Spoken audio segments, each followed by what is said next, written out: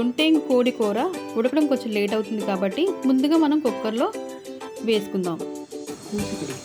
Already కోసి కడిగి ఉంచుకున్న కూరని కుక్కర్లో వేసుకుందాం. ఇప్పుడే కొంచెం కారం, కొంచెం పసుపు, ఉప్పు, కొంచెం గరం మసాలా పౌడర్ వేసుకొని ఇవన్నీ ముక్కలకి బాగా పడుతుంది కాబట్టి కొంచెం వాటర్ వేసుకొని మూత పెట్టుకొని స్టవ్ వెలిగించుకొని కొంచెం ఉడికించుకుందామండి.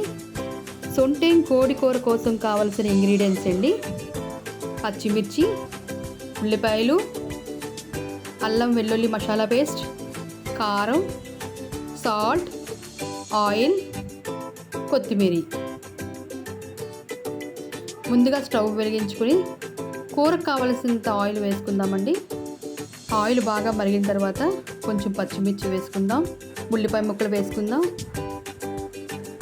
ఉల్లిపాయ త్వరగా వేగడానికి కొంచెం సాల్ట్ కూడా వేసుకుందామండి. కొంచెం పసుపు వేసుకుందాం. అన్నీ బాగా వేగిన తర్వాత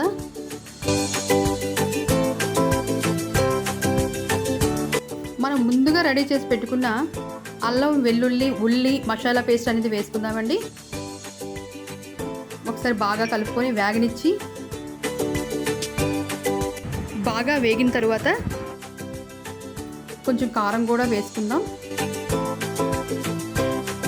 మనం ముందుగా రెడీ చేసుకొని ఉడకబెట్టుకున్న కూరని వేసుకుందామండి. కడాయిలో